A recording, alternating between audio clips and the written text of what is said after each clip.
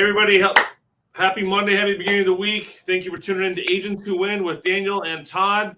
Hoping to coach you guys on a path to success. Daniel, let's take it on. We are on week 9 of our Track Plus coaching, 12-week coaching program, and it's how to run your business like a business. Be the CEO.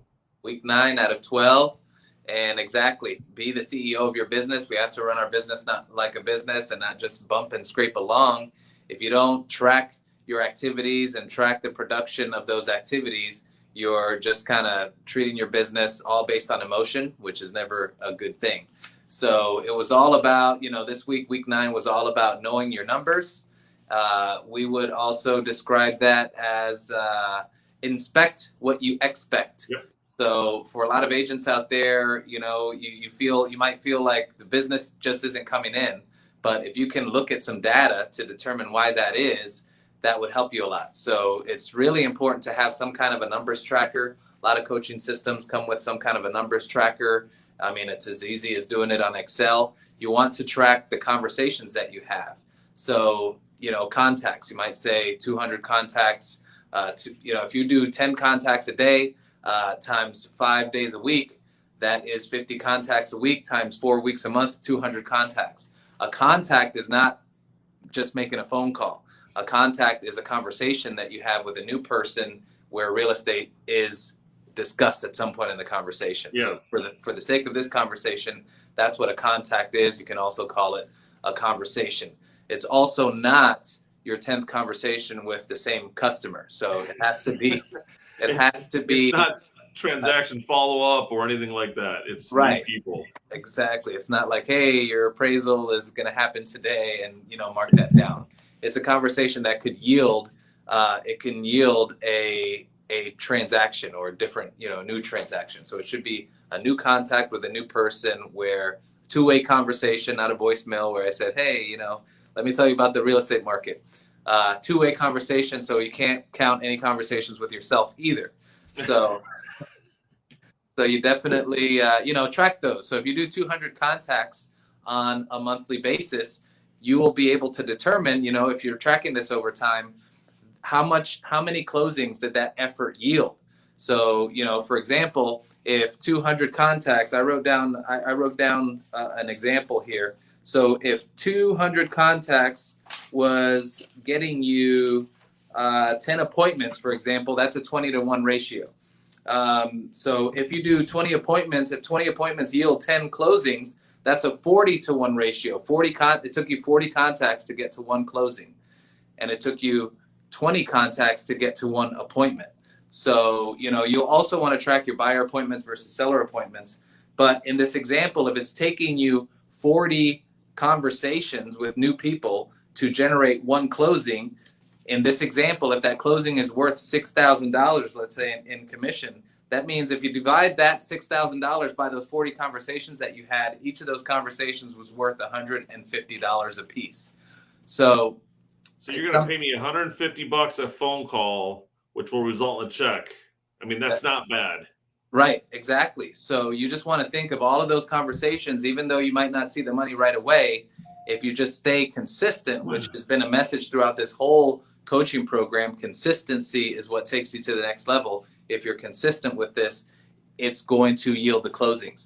And what's even better is as you gain experience, your ratios and your efficiency become better. So it will take fewer conversations to get to closings. It'll take fewer appointments to get to a closing.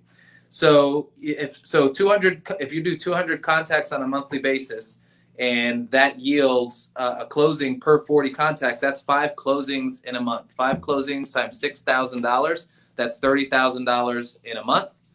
30 times 12 is what? $360,000. Yes. So 200 conversations a month can create $360,000 in income. That's not bad money. In the beginning, it might take you 400 contacts to get to that point. But as you improve, you're going to become more efficient. Or maybe you're just super skilled on the phone, or maybe the people who you're calling are more motivated to do real estate transactions. But the whole point is you won't know until you start tracking those numbers. So it's super, super important.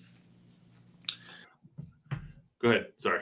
No, on that topic, let's just say if this activity yielded $360,000 of commission dollars, you might have a goal of profiting X amount, or you might have a goal of paying off X amount of debt, or you might have a goal of buying an investment property or putting your kids through university. You all of these things have numbers, and numbers, and the math don't lie. So once you have these monetary goals, you can break it down exactly to what do I have to do in order to accomplish these financial goals of mine.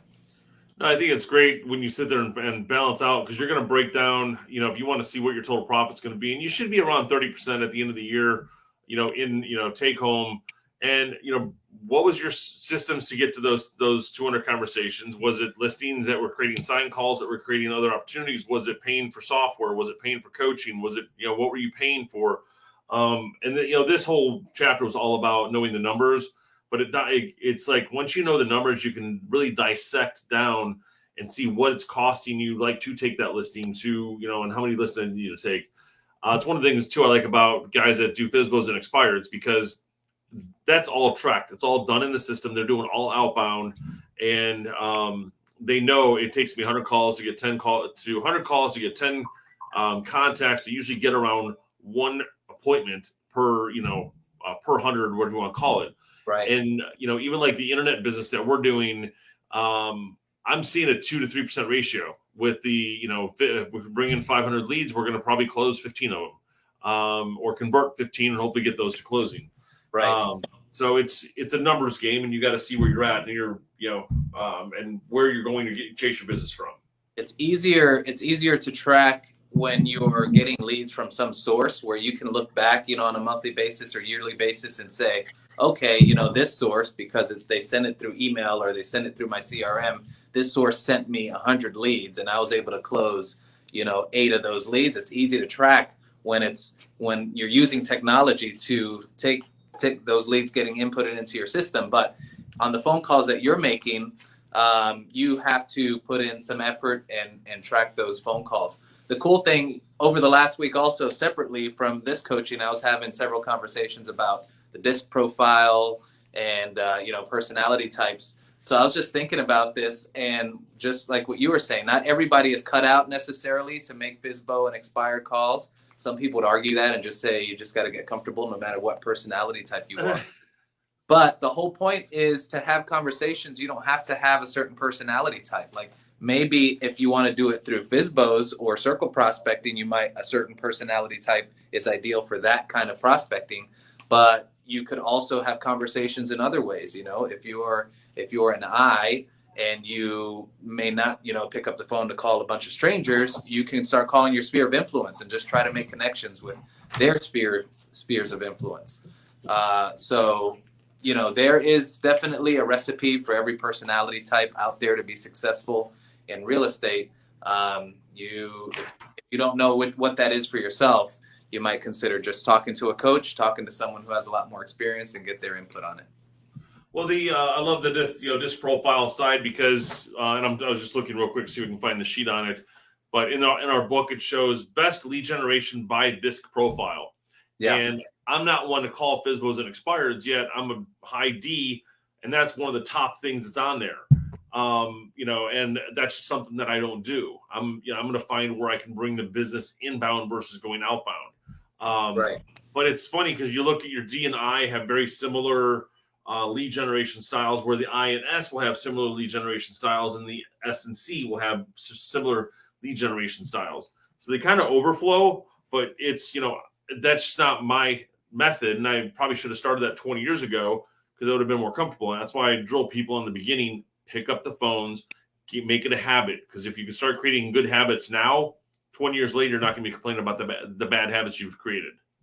Right, exactly. And, even the Michael Mayer event, for example, that you hosted, that's all about your communicating with massive amounts of people, in one conversation, like a one-to-many or a one-to-one. So there are different ways to create conversations. And that's what I mean. As you become experienced, you start molding your style, for your personality type, and then you start figuring out what works for you, and you become more efficient at it. Yeah. No, exactly. And you find your rhythm and you find your flow.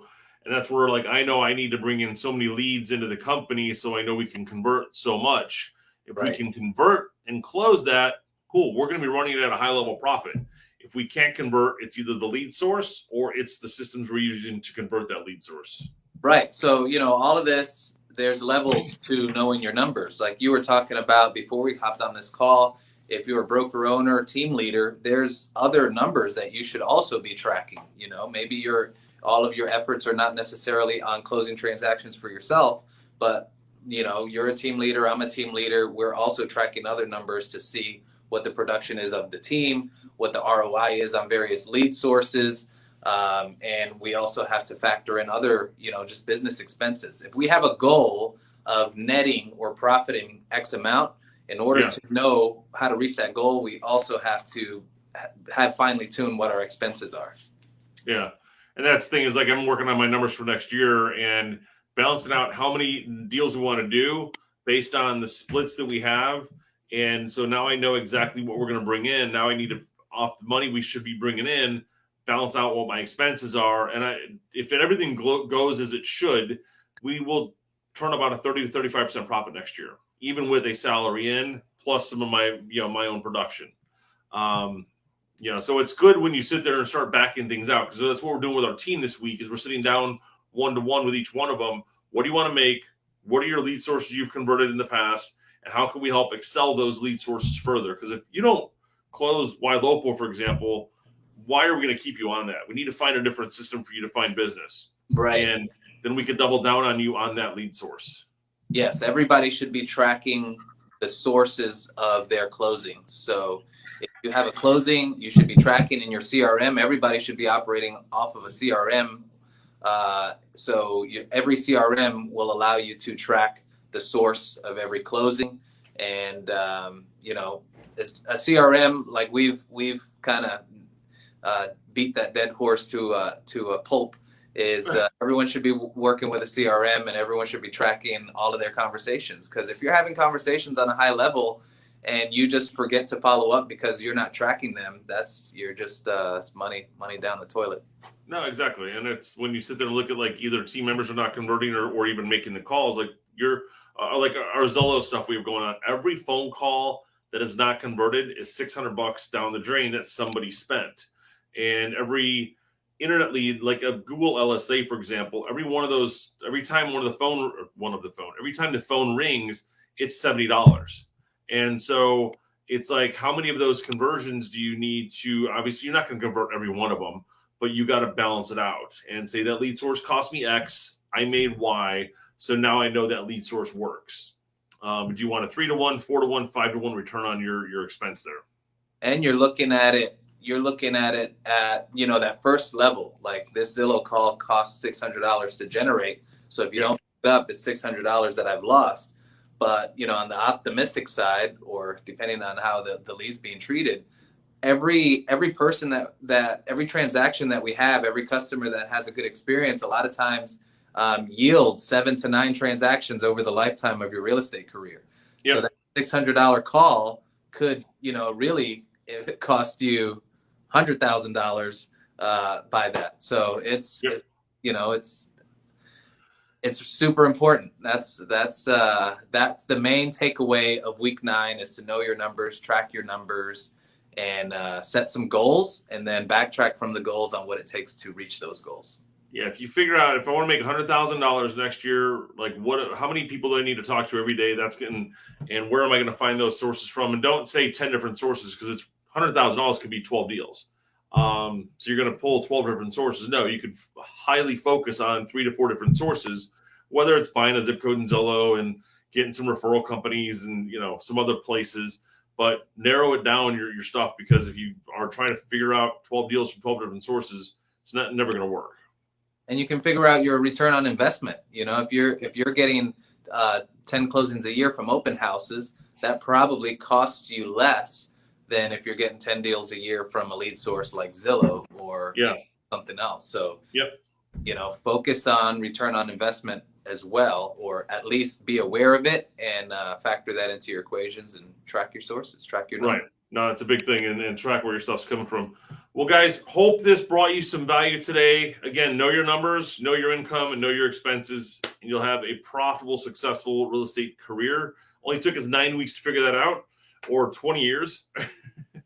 But hope you guys have an awesome week, and we will be back to you Friday with some on my show on Friday with some Facebook lead generation tactics that are free to use, creating conversations. So again, conversations create closing. So let's jump on Friday at 12.